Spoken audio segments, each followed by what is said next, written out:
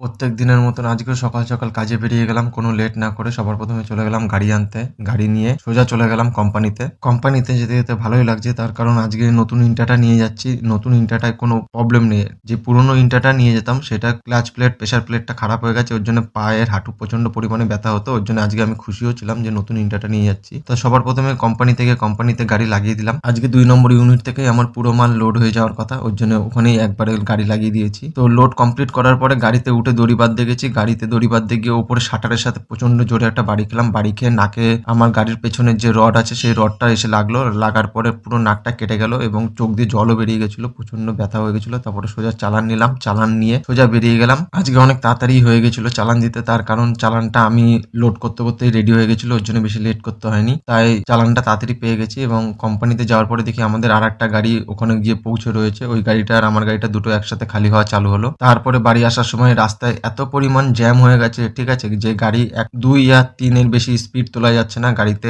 এত পরিমাণ জ্যাম রাস্তায়। তারপরে বাড়ি এলাম। বাড়ি এসে দেখি আমার ছেলে স্কুল থেকে চলে এসেছে এবং আমার ভিডিও দেখছে আর বসে বসে ভাত খাচ্ছে। তারপরে আমিও স্নান ট্যান করে এসে ভাত খেতে বসে পড়লাম, কারণ প্রচন্ড পরিমাণে কষ্ট হয়ে গেছিল এবং আমার যেতে হবে আরেক জায়গায়। তো তারপরে আমি ওখানে চলে গেলাম। ওখানে গিয়ে মাল লোড করা আবার চালু করে দিলাম। যাবো আমি মেটিয়াবুরুজ হাটে। ওখানে গিয়ে গাড়ি লাগানোর পরে সবার প্রথমে মাল লোড হওয়া চালু হয়ে গেল। মাল লোড করে ভেতরে গিয়ে বসেছিলাম। ভেতরে গিয়ে বসে সব কাজ বাজ দেখলাম। ওরা নাইটির কাজ করে, তো নাইটি প্যাকিং হচ্ছিল। তারপরে রাস্তা দিয়ে আস্তে আস্তে কিছুক্ষণের জন্য দাঁড়িয়েছিলাম রাস্তাতে, তার কারণ যে পার্টি আছে পার্টির একটু জলের বোতল কেনার দরকার ছিল। তার জল তেষ্টা পেয়েছিল, জলের বোতল কেনার জন্য কিছুক্ষণ রাস্তায় দাঁড়িয়েছিলাম। তারপরে ওখান থেকে সোজা চলে গেলাম মেটিয়াপুরুষ হাটে। হাট দেখতেও ভালো লাগে, খারাপ না। আর আমি যখন পৌঁছেছি তখন খুব একটা বেশি পরিমাণে জ্যাম ছিল না। সামনে ঈদও আসছে, ঈদের জন্য প্রচন্ড পরিমাণে মার্কেটে জ্যামও আছে। তো হাটের থেকে সোজা বাড়ি চলে এলাম। বাড়ি আস্তে আস্তে অনেক রাত হয়ে গেছে। মাল খালি করে দিয়ে হাটের থেকে যখন বাড়ি আসি তখন খাওয়ার জন্য কিছু ছিল না, তাই রাস্তায় একটা চপের দোকান পেয়েছি। চপের দোকানটা বন্ধ হচ্ছিল, ওখান থেকে কিছু চপ কিনে নিয়ে এলাম। রাত্রে বাড়িতে খেয়ে দিয়ে ওখানেই শুয়ে পড়বো। তো আজকের মতন এখানেই। Thank you for subscribe.